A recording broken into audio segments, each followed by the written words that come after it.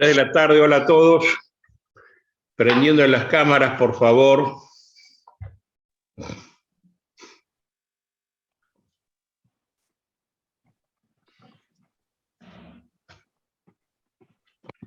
Me da mucho gusto verlos. Después del encuentro. ¿Quién me opina algo del encuentro? ¿Alguien me opina algo del encuentro?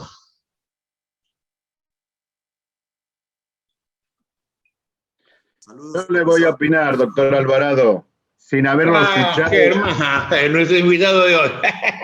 Sin haberlo escuchado, le voy a decir lo siguiente. Si estuvo Andrea Meroy, que la vi saludar, seguro estuvo extremadamente bueno. Está bien. Pero que digan la gente que estuvo realmente a ver qué les pareció, ¿no? A ver, Adrián, ¿cómo fue el encuentro? Y, a ver, a mí me pareció muy lindo, sobre todo altamente motivador, que era el objetivo justamente del encuentro, era motivarnos a hacer la tesis una vez terminado el cursado. La verdad que ese objetivo creo que se logró porque a uno les dejaba en claro que no es una obra imposible de lograr. Algunos contenidos, para nosotros que tenemos muy fresco el cursado, resultaron conocidos, los teníamos muy frescos, pero algunos otros absolutamente desconocidos y muy enriquecedores. Así que creo que altamente positivo. Te lo agradezco. Bailo de Jujuy, que la vi también allí. ¿Qué opinión? Sí, a mí también me pareció excelente. Y bueno, como dice Adrián, me pareció muy motivador, o sea, el sentido de que no era algo imposible, es más, hasta me dio ganas de comenzar a escribir, digamos, o sea, realmente me encantó, me hizo muy bien. Y Estigarribia de Paraguay, que también lo vi.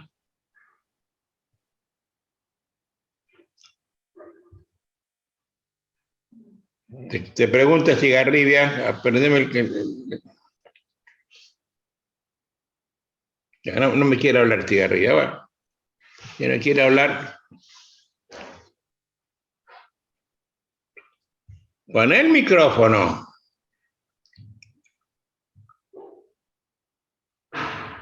Parece que no puede hablar. Bueno, gente, antes de darle paso a nuestro invitado de hoy, que se hay que presentar en un minuto, quiero contarles que me han llamado del decanato de la facultad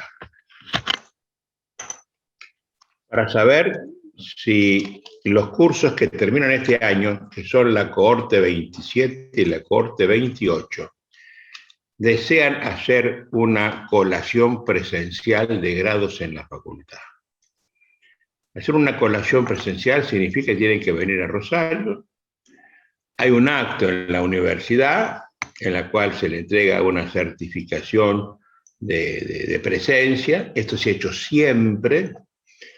Y además siempre terminado con una gran fiesta, ¿no?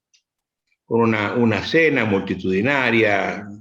La gente que venía habitualmente y estaba acá, los 8 módulos presenciales, venían con sus padres, con sus mujeres, con sus hijos. Era una fiesta a veces de 150 personas con cursos de 40. Como no sé si van a estar abiertos los vuelos, sé que hoy, en el diario de hoy, Aerolíneas Argentinas ha duplicado el número de vuelos fuera del país.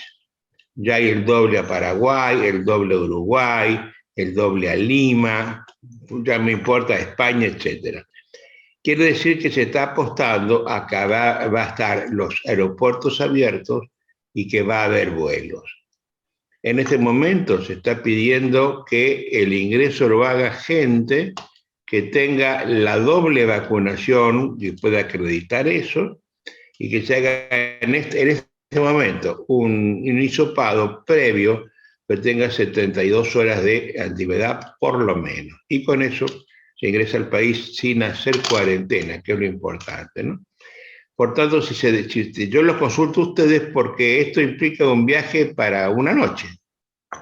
Los que vienen de afuera se quedaron 3-4 días. Aprovechamos un viernes, se quedan viernes, fin de semana, conozcan la ciudad, disfruten las cosas, pero eso lo deciden ustedes. Entonces yo les tiro la idea y ahí he pedido una semana, 10 días en rigor de verdad, para contestar a la autoridad de la facultad. Ustedes lo decidirán si quieren hacerlo. Si lo hacen, vienen todos.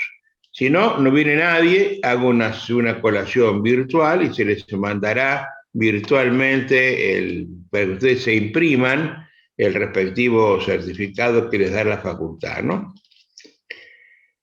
Los sugiero que, terminada la clase, se reúnan ustedes por Zoom, por lo que fuera, armen ustedes un Zoom, se comuniquen por WhatsApp, pues lo pueden hacer multitudinario también.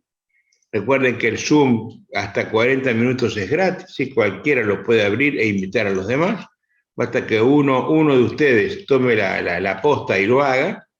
Y entonces este mensaje, insisto, es para las Cortes 27 y 28, que son las que están terminando este año. Y creo que Neuquén no, y la 29 por supuesto está en primer año. Lo dejo eso a consideración y espero la semana que viene, el miércoles de la semana que viene, nos veremos de nuevo para que yo presente al nuevo disertante internacional de esta semana y alguien me contestará. Bueno, y ahora sí, empezamos la conferencia habitual de los miércoles. Hoy lo tengo a un querido amigo, magíster de la carrera, doctor en Derecho por la Universidad Nacional de Rosario. Hablo de Eduardo Germán Bauché, es Germán, ya lo estamos viendo en cámara. Es un defensor general oficial en Lomas de Zamora, la provincia de Buenos Aires. Cuando a mí la Universidad de Lomas de Zamora me encargó la dirección de la especialización de su universidad en la asignatura, la compartí con Germán Bauché, una suerte de coordinador, codirector. Estuvimos un par de años, 2, 3 años, trabajando de consumo, todas las semanas viajando a Lomas de Zamora para dar el curso. Así que yo tengo una amistad cimentada con Bauché.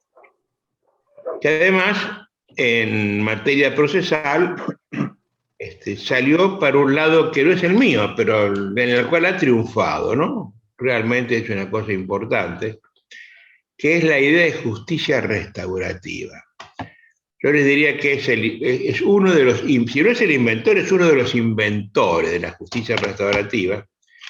Y la Fundación le publicó un libro muy lindo, mostrarme la tapa después, Germán, cuando lo presentemos al libro, que es tiene el nombre de la flor del panadero, esa que vuela en los días de viento, y le he pedido que hoy les hable de esta justicia restaurativa, en la cual están haciendo congresos internacionales importantes, multitudinarios, y Germán está viajando mucho al extranjero precisamente por esto, y cada vez está teniendo un éxito señalado en muchos poderes judiciales de América Latina. Germán, te recibo con el afecto de siempre. Tenés acá 4 cohortes de maestría, una de Neuquén y 3 de Rosario, 2 en segundo año y una en primero. Es una conferencia que debe terminar a las 7 de la tarde, son las 6:10. Yo no puedo acompañarte, desgraciadamente, porque tengo otro Zoom dentro de 15 minutos, para dar una clase, en este caso en San Juan. Así que vos te das a cargo de esto y vos cortás cuando termines. Y acá Romina Pedersoli, que está manejando el escenario, va a cortar todo esto, ¿no? Y si hay algunas preguntas, dales oportunidad a Germán para que te las hagan y las responde. O sea, un abrazo, el escenario es tuyo, te dejo con la gente y a los demás los saludo. Chau, hasta la semana que viene. Chau, Germancito, un abrazo, querido, gracias. Adiós, doctor, muchas gracias, muy amable. Bueno, buenas tardes a todos. ¿Se me escucha? ¿Sí? Lástima que el doctor Alvarado no pudo escuchar. Yo tengo un agradecimiento especial al doctor Alvarado y tengo un agradecimiento especial a lo que es la maestría en Derecho Procesal que pude cursar y aprobar y después hacer la tesis y defenderla, porque me ha servido muchísimo, muchísimo para defender mis ideas laborales. Esto que uno a veces piensa de la teoría única del derecho procesal, y que cuando va a Rosario le parece, ahí lo veo Alvarado, una zaraza más de la vida, no lo es. Me sirvió muchísimo, muchísimo cuando trabajé de fiscal, tanto de instrucción como fiscal de juicio, porque, bueno, respondía a las nulidades, respondía a los traslados, cuando era fiscal de instrucción, y generalmente los ganaba a partir de la teoría que aprendí de las nulidades de Adolfo. Le agradezco también la amistad, ¿no? Sigo con el tema laboral, y cuando era fiscal de juicio, y los jueces por ahí querían hacer algunas resoluciones sin darme traslado, yo levantaba la manito y decía, momento, antes de resolver, solicito que me den un traslado, pero si el código no lo dice, no importa lo que diga el código. Les voy a explicar que antes de resolver ustedes tienen que escuchar a las partes. Y también le iba ganando, ¿no? Y cuando empecé a trabajar los temas de justicia restaurativa, a partir del año 2006, también fruto de lo que había aprendido en la maestría de Derecho Procesal, me invitaron a dar un curso en un doctorado en México, y de ahí le gustó mucho. Por supuesto, en México hablé de muchas ideas robadas a Adolfo, y le gustó tanto que me llevaron a un congreso mexicano de mediación, me pidieron que hablara, y ahí descubrí, o me empecé a interiorizar con los conceptos de justicia restaurativa. Que cuando ustedes vean en el transcurso de mi charla, y eso es lo que tengo ganas de comentarle a ustedes, cuando empezamos a trabajar y cuando inauguramos y llevamos adelante nuestro servicio, nuestra área de justicia restaurativa y mediación penal, para poder convencer a los fiscales de que podían derivarnos sus causas, y nos hablaban de la acción pública, y nos hablaban del principio de legalidad, y nos hablaban de que ellos tenían que seguir investigando aún a pesar de que el conflicto se había resuelto, o disuelto, por decirlo mejor. También ahí me sirvió muchísimo la idea de Alvarado, ¿no? Cuando los fiscales me decían, pero yo, por más que ustedes arreglen el conflicto que hay entre víctima y victimario, yo tengo que seguir investigando, porque tengo que seguir viendo si puedo acusar. Y entonces le decíamos, bueno, pero si la acción procesal trae incita una pretensión procesal, y si esa pretensión procesal tiene un objeto, un sujeto y una causa, y si la causa es el hecho, más la imputación jurídica, y si ese hecho, nosotros en nuestra área de justicia restaurativa lo logramos conciliar, y ahora ya no es un hecho conflictivo, sino es un acuerdo entre las partes, ya no tenemos la causa, y si no tenemos la causa no tenemos la pretensión, entonces no tenés el derecho de accionar. Así abrían la cara. Ponían una cara de asombro, y empezamos a convencerlos de que era posible trabajar estos conceptos de justicia restaurativa, que no son para nada nuevos, ¿no? Son milenarios, porque rescatamos algunos conceptos o alguna forma de resolver los conflictos que tenían nuestras comunidades originarias, no solamente de América, sino de distintos puntos del mundo. Si bien en la práctica concreta vamos a ver que este resurgimiento de nuestra época de los conceptos de justicia restaurativa surgen en la década del 70 en Canadá, retomando cómo era que los nativos originarios del Canadá resolvían sus conflictos, no a través del castigo, y menos aún a través de las penas privativas de la libertad, sino a través de los conceptos de diálogo, explicaciones, pedidos de perdón, resarcimientos, y posteriormente propuestas de no reiterancia de esos hechos disvaliosos, y eran recogidos por la comunidad para ser bienvenidos, ¿no es cierto? Así que, hecho esa salvedad, y manifestándole a todos ustedes que disfruten, que acojan los principios, las enseñanzas de esta maestría tan importante, es que voy a empezar la exposición, ¿no? Pero sepan que lo que estamos estudiando no es teoría, sino que es teoría, pero puesta en práctica con un valor tremendo, infinito, que puede modificar las prácticas judiciales, las prácticas de los abogados, y que puede mejorar, primero mejorar el servicio de justicia, y además de mejorarlo, humanizar el servicio de justicia, porque de eso se trata en cierta medida los procesos dispositivos, los procesos de partes, los procesos en donde las personas interesadas pueden manifestar sus intereses. Y ahora trato de meterme. Gracias, Germán, y abrazo, gracias y abrazo. Abrazo, Adolfo. Gracias a vos por esta posibilidad. Muchísimas gracias. Hecho los saludos y los agradecimientos, quería ubicar el tema dentro del ámbito de la teoría general del proceso. Cuando ustedes saben muy bien que dentro de la teoría tenemos dos posibilidades de soluciones de conflictos. Nosotros nos encauzamos, estamos metidos dentro de la idea de solución autocompositiva de los conflictos. Consideramos de gran valor la posibilidad que antes de que se exista una sentencia que resuelva el caso, que siempre van a quedar disconforme por lo menos una de las partes, o disconforme muchas veces en forma parcial ambas partes, es muy difícil que luego de que un juez dicte una sentencia los ánimos se aplaquen.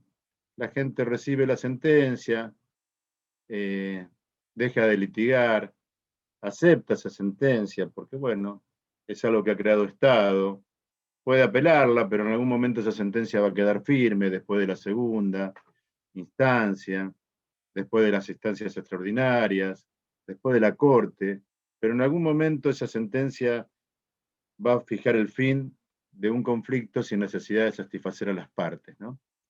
Pero bueno, muchas veces es necesario. Nosotros bregamos para que existan menos conflictos judicializados y que exista o que tenga mayor valor las soluciones autocompositivas, las soluciones entre las partes, y en este caso soluciones entre las partes, pero con la colaboración de un tercero que guía el procedimiento. Un tercero que colabora para que exista un diálogo entre ambas partes. Yo me voy a referir a ofensor ofendido para hacerlo un poco más fácil o más conceptualizado y sacado también de la idea de proceso, ¿no? Las partes es un concepto que está dentro de la idea de proceso, y a mí me gusta más hablar de ofensor ofendido, y después vamos a ir viendo cuáles son los roles de ellos y cuál es el rol también de la comunidad, ¿no? Dentro de esas soluciones autocompositivas existen varias que se explican en la maestría, y nosotros trabajamos como una de las herramientas dentro del ámbito de justicia restaurativa esta solución autocompositiva de la mediación. Pero la mediación, cuando ustedes profundicen el tema, o seguramente algunos de ustedes posiblemente ya conozcan las distintas escuelas de mediación, existen las escuelas de Harvard, existe la mediación transformativa, y existe, y tiene mucha fuerza últimamente, un concepto de mediación asociativa. Mediación asociativa que tiene como eje central el respeto de la dignidad y los derechos fundamentales de todas las personas, y para lograr cambios cualitativos en los mediados, enfatiza las cualidades positivas del ser y sus habilidades sociocognitivas. ¿Qué quiero decir con esto? A diferencia de otras escuelas de mediación, como el caso de Harvard, que lo que proponía era una mediación negociada, un proceso de negociación, un proceso de diálogo entre las partes en conflictos para llegar a un resultado del conflicto que se expresa y nada más. Después pasamos a la idea de la mediación transformativa, en donde además de tratar de llegar a un acuerdo, se trataba de ver qué conflictos humanos existían detrás de ese conflicto aparente, ¿no?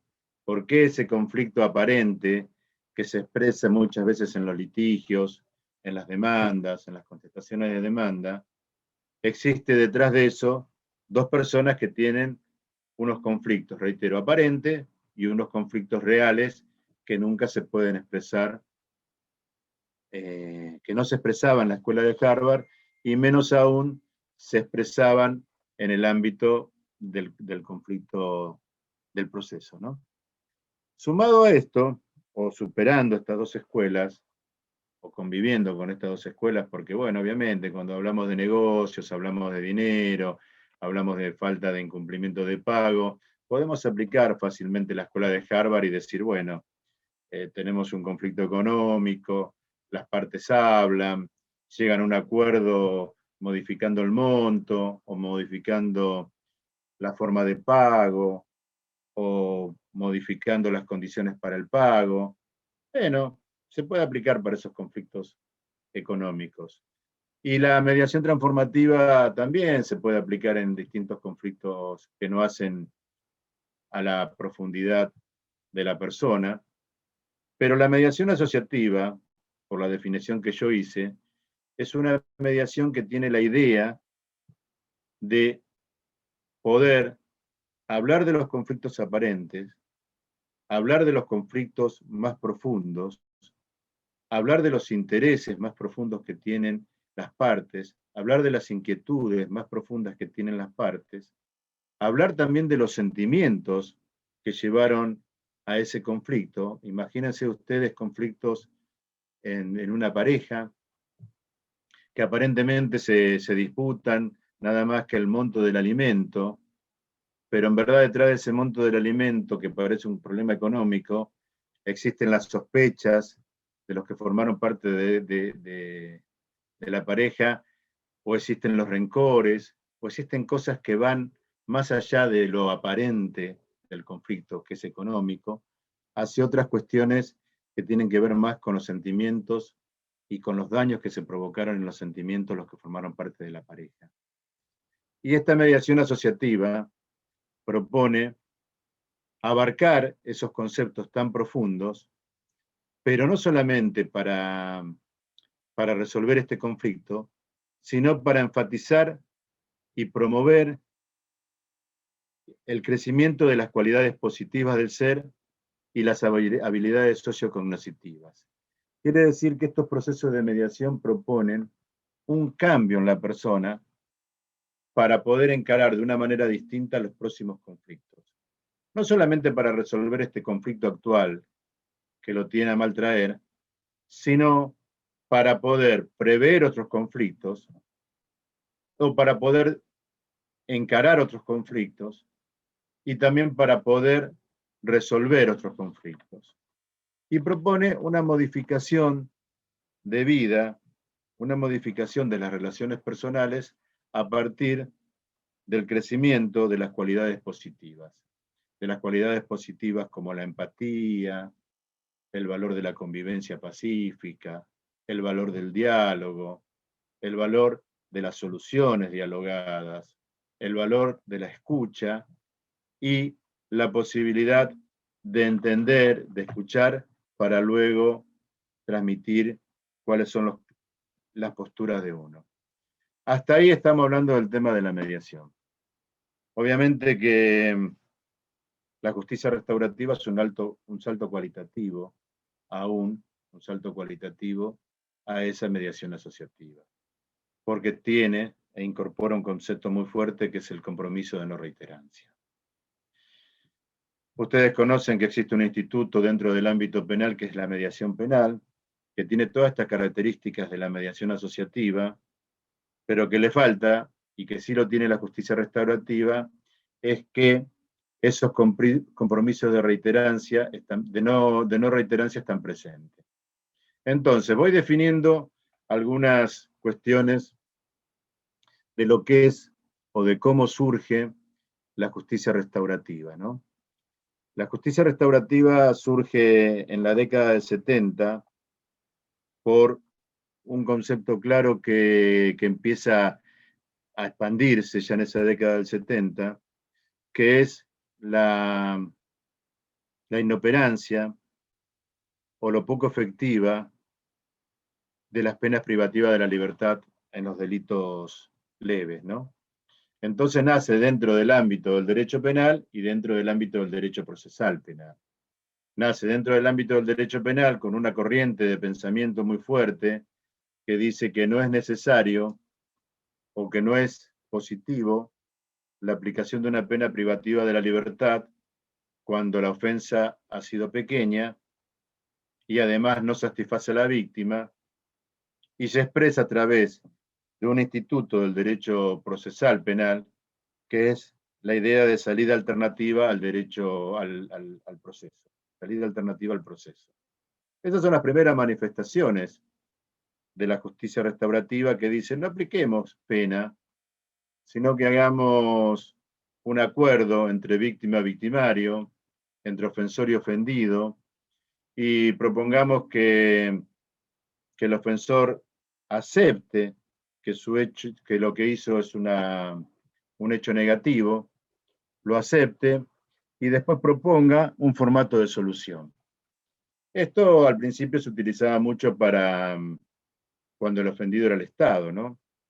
Este primer hecho que se resuelve a través de lo que después se denominó justicia restaurativa, que se hizo en el año 1970, que fue realizado en Canadá, era acerca de unos jóvenes que habían dañado, mejor dicho, yo creo que era pintándolo, que lo dañaron pintándolo un monumento público en una plaza. Entonces a alguien se le ocurrió decir, no le vamos a aplicar una pena privativa de la libertad a estos jóvenes que dentro de un ámbito carcelario la van a pasar mal, se van a deteriorar, los van a hacer sufrir, no van a aprender nada en ese ámbito. Lo que vamos a hacer es proponerle que hagan un trabajo solidario a favor de la comunidad. Y ahí sale la idea de la salida alternativa al proceso penal. ¿Sí? Sale primero como, reitero, cuando el ofendido es el Estado, y después se pasa de ahí a la idea de que se puede trabajar de esa manera con cualquier ofendido, ¿no? Entonces, reitero, la idea de la justicia restaurativa nace como una aplicación distinta dentro del ámbito, de una solución distinta dentro del ámbito del derecho penal, dentro del ámbito de los delitos. Y se manifiesta siguiendo los siguientes pasos, ¿no? Primero es un diálogo entre los sujetos afectados, ofensor y ofendido, un diálogo que obviamente hay que prepararlo, primero hay que hablar con el ofendido a ver si acepta pasar por un proceso de diálogo con su ofensor, después hay que hablar con el ofensor a ver si acepta pasar por un proceso de diálogo con su ofendido. Si ambos están preparados para hacerlo, citarlos a ambos, presentarlos, guiar ese diálogo, porque estamos hablando de circunstancias duras muchas veces, y dentro de ese diálogo tienen que existir estos 4 o 5 puntos que voy a mencionar ahora, ¿no? Reconocimiento de parte del ofensor de que el hecho que cometió es un hecho disvalioso, el dar las explicaciones que la víctima necesite. Muchas veces la víctima, y esto no sucede en el ámbito del derecho penal y del derecho procesal tradicional, nacida hace 800 años con el derecho penal moderno y el derecho procesal, y los principios del derecho procesal moderno que surgen por ahí, por el nacimiento de la Inquisición, ¿no? La posibilidad de que la víctima diga qué necesidades tiene, qué dudas tiene, qué explicaciones desea que le dé su victimario. El pedido de disculpas por parte del victimario y la aceptación de esa disculpa por parte del ofendido. El acuerdo resarcitorio y sobre todo un compromiso de no reiterancia. Este compromiso de no reiterancia, cuando los hechos son puntuales, chicos, lo asume el ofensor sin necesidad de pasar por ningún tipo de organismo que lo sostenga, y muchas veces cuando están comprometidas en las acciones del ofensor algún tipo de adicción, cuando algún tipo de necesidades que se ve que, o de perfil que se ve que ese compromiso de no reiterancia, el ofensor no lo va a poder sostener sin la colaboración o sin su ingreso a un programa, se propone que ingrese a algún programa para que se sostenga o pueda sostenerse o pueda llevar adelante este compromiso de no reiterancia. Hasta acá más o menos he planteado los primeros momentos del concepto de la justicia restaurativa.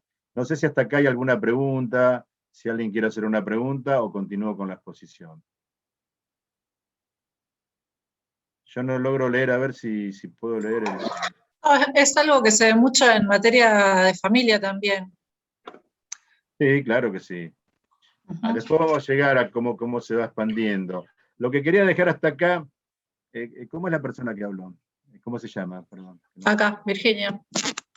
Claro, Virginia, es muy bien lo que decís vos. Yo hasta ahora estaba hablando un poco de cómo nace esta idea. ¿Cómo surgió? Claro. Cómo surgió en la década del 70, en qué ámbito surge, y por supuesto que después vamos a ir viendo que este concepto de justicia restaurativa primero pasa por un reconocimiento en los documentos internacionales, ¿sí? Hay un proceso evolutivo de esta primera idea de salida alternativa al proceso penal para delitos pequeños, pasa a conceptos mucho más amplios y empieza a haber manifestaciones de documentos internacionales en encuentros de criminólogos, en encuentros internacionales de tratamiento de la delincuencia, y se empieza a hablar de la justicia restaurativa como una expresión del derecho penal de carácter de mínima aplicación y de carácter humanitario. Y empiezan a haber escuelas criminológicas restaurativas. ¿Sí? Ustedes saben bien que en la actualidad conviven 3 escuelas criminológicas, ¿no? La escuela criminológica clásica, la escuela criminológica positiva. Estas 2 escuelas, como todas las escuelas anteriores que se fueron manifestando en la historia del derecho penal, siempre estudiaban el problema de la delincuencia, qué hacer con el delito y qué hacer con el delincuente. ¿Sí? Y estas 2 escuelas que están ahora en la actualidad, que es la escuela positivista y la escuela clásica, estudian qué hacer con el delincuente para llevar adelante políticas de prevención especial o políticas de prevención especial, pero siempre teniendo como centro la pena privativa de la libertad. Pena privativa de la libertad, es decir, bueno, ante un hecho delictivo, tenemos un imputado, posteriormente tenemos un condenado, se lo condena a la pena privativa de la libertad, en algunos casos una de las escuelas sostiene que es para castigo, porque ese acto lo ha cometido en forma libre, otros consideran que es para castigo, pero también tiene que estar dentro de las cárceles asistido, tiene que aprender a trabajar, tiene que aprender a tener conductas sociales, pero siempre basado en qué hacemos con la persona del delincuente. ¿Y para qué lo hacemos? Para que esa persona no cometa otros hechos a través del miedo de ser castigado, y para que otros, al ver cómo es castigado la persona que cometió un hecho, eviten hacerlo. La escuela criminológica restaurativa es la primera escuela, el primer pensamiento criminológico que tiene en cuenta, da vuelta a la mirada y tiene en cuenta a todos los sujetos involucrados en un hecho. Primero, tiene en cuenta las necesidades de la víctima como víctima. Es la primera que manifiesta que hay que tener en cuenta esas necesidades y pone la mirada sobre la víctima. ¿Qué necesidades tiene la víctima? Tiene una mirada sobre el victimario y manifiesta que el victimario muchas veces también es víctima y que ese victimario tiene la posibilidad de resarcir el hecho que cometió de otra manera, que purgando una pena privativa de la libertad, y también tiene una posibilidad de modificación de cambios de vida. Y también tiene en cuenta y tiene su mirada con respecto al accionar de la sociedad. Las otras escuelas criminológicas consideraban que la sociedad era algo sano y que estos hechos lo cometían personas aisladas, y la escuela criminológica restaurativa tiene una mirada sobre la sociedad y piensa que la sociedad tiene mucho para hacer para volver a incorporar a estas personas que se equivocaron a su seno como sociedad. Y esto fue cada vez cobrando más volumen. Entonces, habíamos salido de un concepto muy pequeño de justicia restaurativa, como aplicación, como salida alternativa al proceso penal, sin criticar al derecho penal. Posteriormente va tomando cuerpo, posteriormente aparecen en los documentos internacionales, posteriormente aparece una definición de justicia restaurativa como manifestación del derecho penal, posteriormente en estos documentos internacionales se va definiendo un poco mejor qué quiere decir la aplicación de un derecho penal humanitario y de mínima intervención, porque se empieza a hablar, reitero, de las necesidades de la víctima, del victimario y de la sociedad. Y posteriormente se empieza a ver que estos conceptos de escuela restaurativa pueden aplicarse en otros ámbitos de los otros fueros y en los otros ámbitos del servicio de justicia. Y ahí aparece, como muy bien dijo Virginia, la posibilidad de aplicar procesos restaurativos o prácticas restaurativas que nosotros, en un documento que sacamos que hablamos del campo restaurativo, denominamos prácticas restaurativas que se pueden aplicar en otros ámbitos de la justicia que no es el ámbito penal. Entonces hablamos que esto que empezó como algo pequeño, como justicia restaurativa, ahora queda limitada a una de las expresiones de lo restaurativo que se pueden dar en distintos ámbitos del servicio de justicia. Y así hablamos que estas ideas restaurativas, estas prácticas restaurativas, estas acciones restaurativas, basadas siempre en el diálogo entre las personas en conflicto,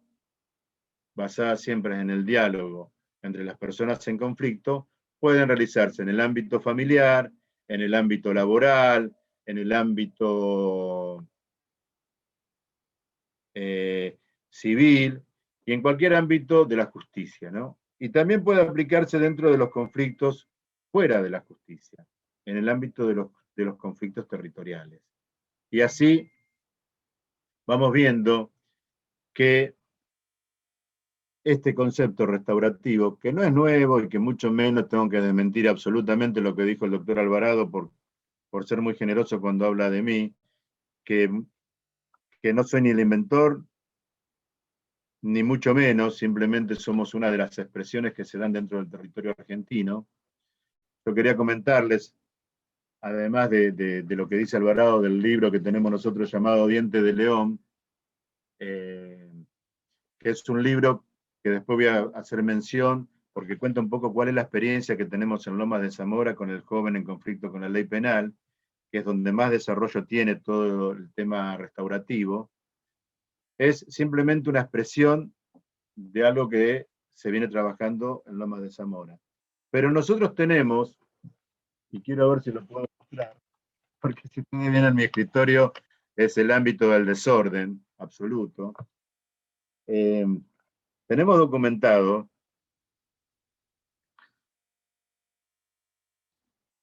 después del tercer Congreso Latinoamericano de Justicia Restaurativa, tenemos documentado a través de un libro que surgió, que si ustedes quieren se los puedo mandar por soporte técnico, es un libro acerca de los aportes y reflexiones sobre el campo restaurativo y la cultura de la paz, que en Latinoamérica existen muchas y muy variadas expresiones restaurativas, prácticas restaurativas y acciones restaurativas, y también instituciones que trabajan en formas restaurativas que están en todo el territorio latinoamericano. Nosotros, reitero, hace 3 años empezamos organizando y llevando adelante los congresos latinoamericanos de justicia restaurativa, y fuimos viendo, corroborando, que toda Latinoamérica está atravesado por estas prácticas, por estos conceptos de lo que denominamos campo restaurativo. Ahora bien, ¿hasta acá bien? Más o menos completé tu aporte, Virginia, más o menos te sirvió.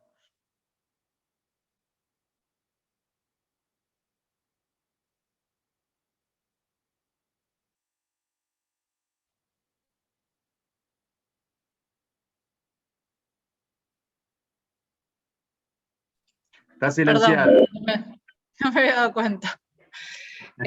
No, que decía que yo soy mediadora, y lo que usted decía al principio sobre la negociación, cuando es una cuestión meramente económica, por ejemplo, un accidente de tránsito, ahí el mediador mucho no tiene para actuar, pero yo lo que veo en las instancias que tienen que ver de familia, yo lo que me doy cuenta es que la gente necesita el espacio para hablar, porque si se sentaran a hablar en su casa, muchas cuestiones no llegan ni siquiera a juicio, o sea, se arreglan en mediación, pero porque se busca el ámbito en que la persona escucha a la otra lo que le tiene que decir y que la otra se permita la réplica. Entonces, por esto, esta cuestión de dignificar al otro y darle el espacio es justamente lo que yo veo, que es lo que falta, digamos, en el ámbito judicial, y que en las mediaciones, para mí, en ese aspecto son súper útiles, y que lamentablemente, por lo menos yo lo que veo en el ámbito en Rosario, los abogados son bastante reticentes a utilizarla, o a que incluso la persona, cuando es requerida, se presente. Pero bueno, creo que pasa por una cuestión de que el que no es mediador trata de llevar a juicio todas las cuestiones como una, no sé si es por una práctica que les parece más cómoda o que manejan más en realidad. Pero Sí. Mira, hay una cosa que es cierta y que nosotros venimos trabajando hace mucho tiempo. Yo particularmente estoy a cargo de la defensa pública acá en Loma de Zamora, pero trabajo muy cercano a la Defensoría del Pueblo de la provincia de Santa Fe. Estos congresos los organizamos en forma conjunta entre la provincia de Buenos Aires y la provincia de Santa Fe, ¿no? Y lo que venimos trabajando mucho, y lo venimos palpando, y en algunos lugares nos han abierto las puertas, y en algunos lugares nos han pedido que hagamos aportes, es que los abogados estamos formados para el litigio, ¿no? El concepto de un buen abogado es aquel que gana juicios aún desangrando a su propio cliente y desangrando a la otra parte, ¿no? Muchas veces el querer ganar a toda costa un litigio implica muchas veces que también queda lastimado su propio cliente, ¿no? Y no logramos ver por nuestra formación, esto corre por mi cuenta, por nuestra formación basada reitero, en la idea de litigio permanente, no logramos ver que muchas veces pasar por un proceso de mediación colabora para pacificar, ¿no? El concepto, vos lo sabés como mediadora, de ganar, ganar, es posible que las dos partes ganen. Y los que trabajamos el tema de justicia restaurativa consideramos eso, consideramos que puede haber conflictos que se disuelvan, que se acuerden, sin necesidad de ganadores y perdedores, que hay posibilidades de que ambas personas que están en conflicto sean ganadores, ¿no es cierto? Porque de eso se trata, de poder ver qué necesidades tienen las personas que están en conflicto. Y, por ejemplo, nosotros tenemos muy documentado, ¿sí? Buenas tardes, yo soy Paola de Tucumán. Hola, Paola, ¿cómo te va? Sí, es verdad, bien, espero que usted también esté bien. Sí, es verdad que nosotros en la facultad, antes había una preparación de litigar. Es todo para litigar, para pelear, que desde el primer día que vas a clase peleas por tu silla, prácticamente, Claro. porque hay muchos abogados. Yo también hice escribanía, y cuando entramos en escribanía nos dicen, sáquense el chip de abogado, acá no vienen a pelear, sino a preparar el acto para que no sea atacado. También hice un curso de mediación donde te preparan para algo que es en la teoría, porque en la práctica nunca es así. Te dicen, traten de que las partes se escuchen, traten de plantearlo, pero hay veces que los mediadores, no sé cómo será ahí, pero acá, por ejemplo, te encuentras con todo tipo de mediador. La realidad es que el mediador tiene en su cabeza cobrar sus honorarios y lo que menos hace algunas veces es sentarse a escuchar las partes o hacer que las partes se escuchen, porque hay abogados que sí tienen en su cabeza solamente litigar. Pero hay otros que sí tenemos en la cabeza otro tipo de preparación en el sentido de que no siempre las dos partes ganan, pero también es cierto que hay algo que tienes que ceder para poder ganar, porque no es que solo vos vas a ganar. Entonces, para que las dos partes ganen, vos vas a ceder algo para ganar algo y la otra parte va a ceder algo para ganar. Entonces, Claro. es el sistema jurídico el que tiene falencia, porque hay personas que sí se preparan, que sí Bueno, pero el sistema los capacitan, conformamos y hay otros nosotros. que no. Entonces, es del Bueno, todo el sistema. Para mí bueno, es de todo pero el sistema, porque hay el mediadores sis- y hay mediadores, y hay abogados y hay abogados. Sí, por Hay de supuesto, todo. por supuesto, pero por también supuesto que hay, sí, pero al sistema lo hacemos todos. Y muchas veces va en la persona más que en el título que uno tiene. Yo he logrado acuerdos en mediación de hermanos que han pedido una partición de un inmueble que no se hablaban hace 10 años, y en la última mediación se fueron todos juntos a tomar un café y uno la llevó a la hermana que vive en un pueblo acá cerca de Rosario. O sea, si uno trabaja de verdad, se puede hacer. Y muchas veces, cuando el abogado no tiene la cabeza como para que se llegue a un acuerdo, eh, legitimarlo al abogado, pero también expresarle que la posibilidad de plantear cuál es el problema es de la parte, no es de él. O sea, él va a venir a representar los derechos y que no se viole ninguno de ellos, pero la parte es la que tiene que exponer el problema y uno tiene que poner los límites si alguna de las partes se pasa de la raya. Pero yo entiendo y estoy de acuerdo con vos que hay mediadores que no hacen nada, porque incluso me ha pasado ir como parte requirente y que la mediadora directamente me diga, bueno, esto no lo van a arreglar, doctora, venga para acá y hacemos un acta. Yo dije, ¿cómo? Quiero que mi cliente sea escuchado, o sea, no la denuncié a esa persona porque me la iba a cruzar todos los días en el tribunal, pero como esos hay, pero también hay los que trabajan de verdad, como abogados. sí, también hay conceptos muy primarios Sí. que los transmite la sociedad también, la forma de vivir que tenemos, la forma de resolver nuestros conflictos, que un concepto primario es que a mí me puede aportar algo la destrucción del otro. Este es un concepto que también se maneja mucho, ¿no? Que el otro quede estropeado, que el otro quede en bancarrota, que el otro quede seco, que el otro...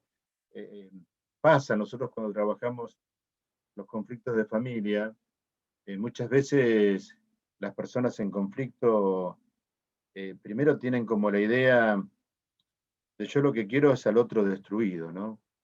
Pero vos estás reclamando un alimento y si el otro se queda sin trabajo, tu alimento también se va a perder. No me importa, quiero verlo destruido al otro, ¿no?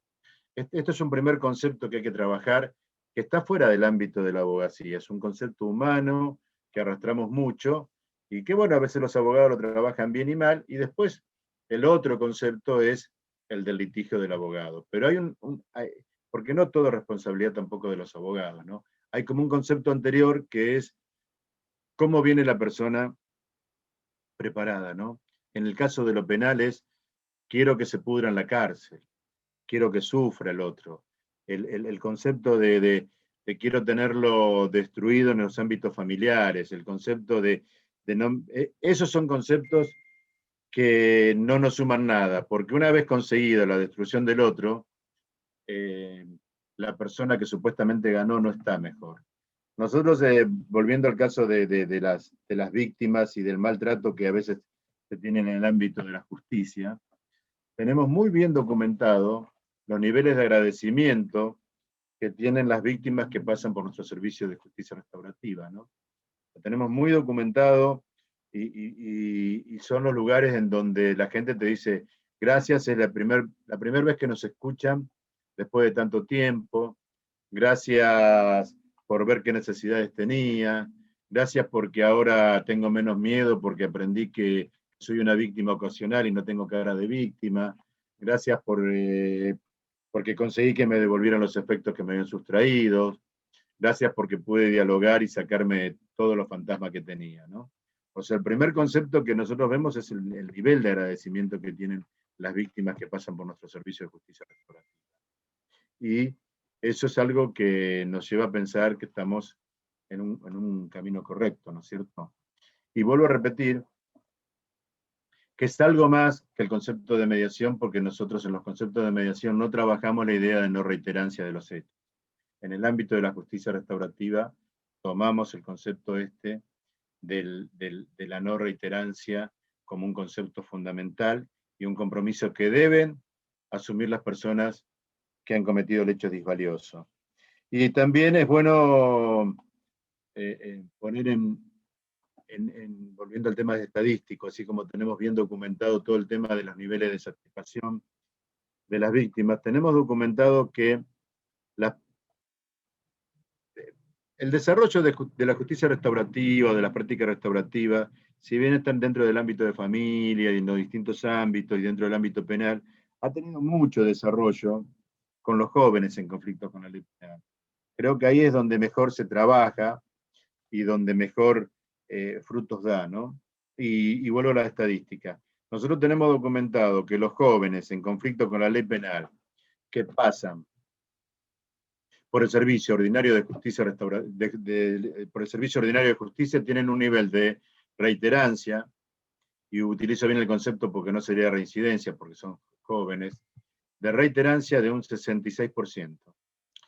Los que pasan por el servicio de justicia restaurativa, por nuestro servicio de justicia restaurativa, tenemos un nivel de reiterancia del 9%.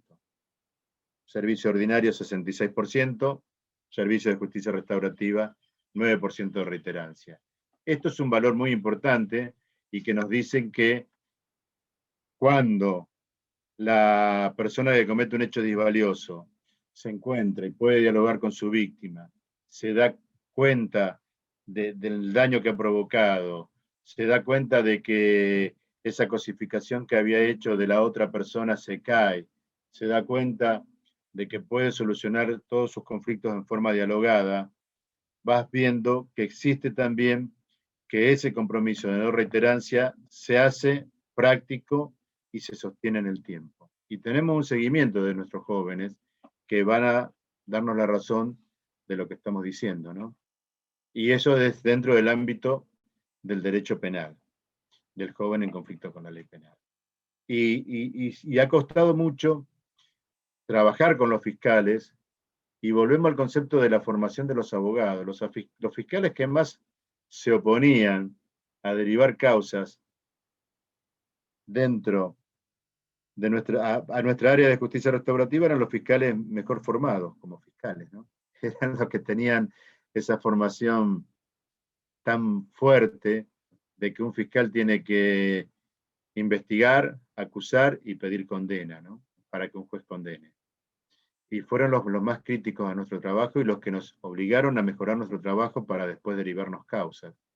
Pero ellos son los que ahora nos apoyan más que nadie, ¿no? Porque lo primero que hay que trabajar es el concepto de qué buscamos cuando hablamos de acceso a justicia. Si hablamos de la aplicación de la justicia como aplicación de la norma sin el elemento humano, o si hablamos de justicia como un concepto más filosófico que tenga que ver con las necesidades de las personas en cada caso concreto.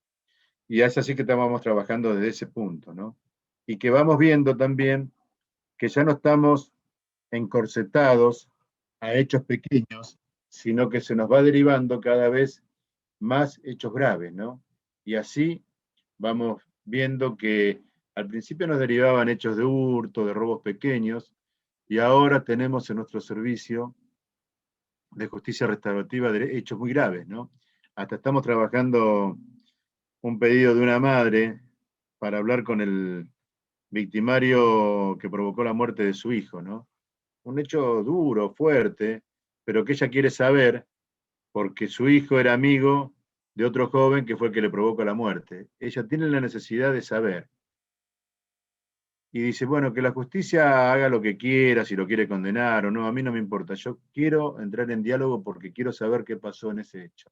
Lo único que me va a tranquilizar a mí es que me pida disculpas y saber que me dé las explicaciones, ¿no?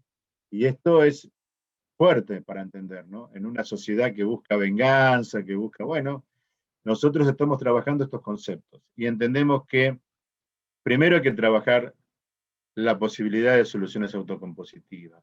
Primero hay que trabajar la posibilidad del diálogo entre las partes en conflicto. Primero hay que buscar soluciones de ese tipo que hacen a que la gente aprenda a dialogar y aprenda a resolver,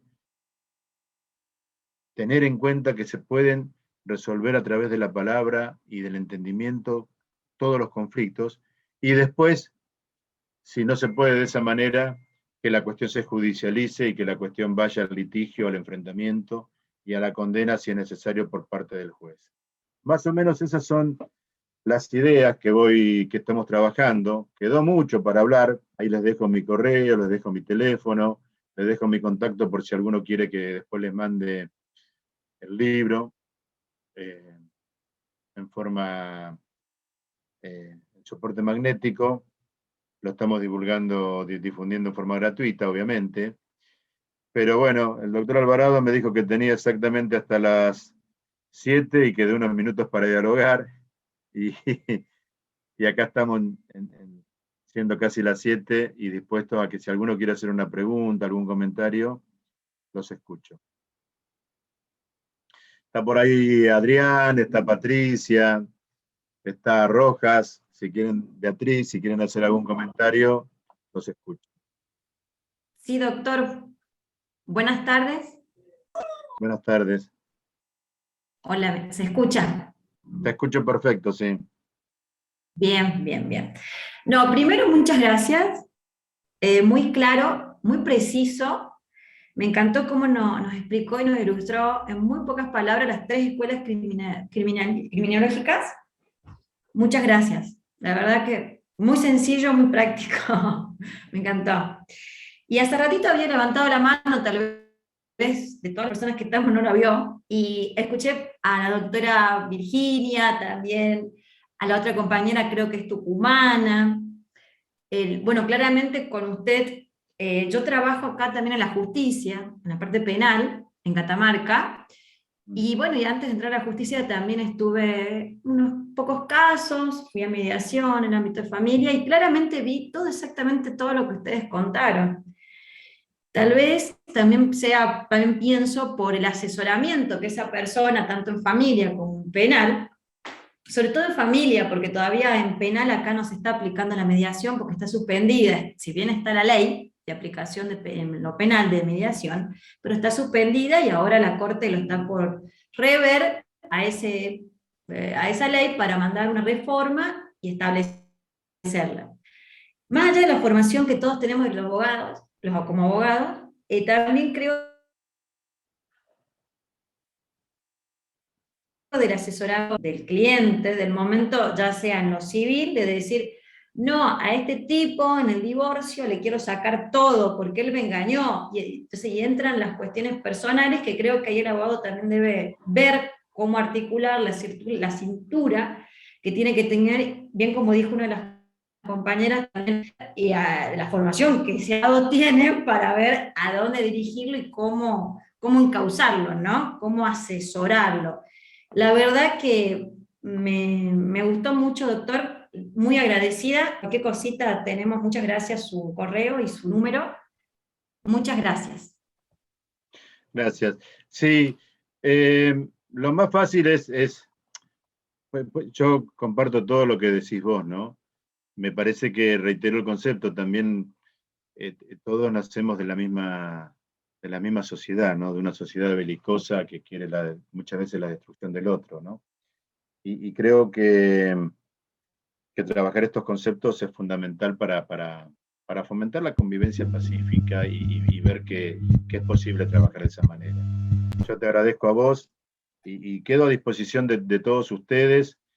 Reitero el concepto porque, bueno, hemos hecho apenas una presentación del tema y es muy rico el tema, ¿no es cierto? Y sé que hay muchas provincias que están trabajando leyes de mediación y sé que en otros lugares hemos aprendido a trabajar sobre los vacíos de la ley. Acá tenemos un servicio de justicia restaurativa que lo único que hemos agarrado es un concepto que dice que los jueces, antes de aplicar una pena privativa de la libertad, tienen que tratar de aplicar otro tipo de soluciones, ¿no? Agarrado de ese artículo que armamos todo un área de justicia restaurativa y que hemos avanzado en ese concepto, ¿no?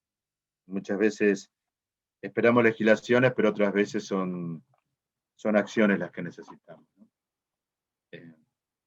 Así que muchísimas gracias, Patricia. Y bueno, muchísimas gracias a todos. Cierro porque ya son las 7 de la tarde. Gracias. Bueno, muchas gracias. Si no hay ni otra pregunta. Muchas gracias. Muchas gracias.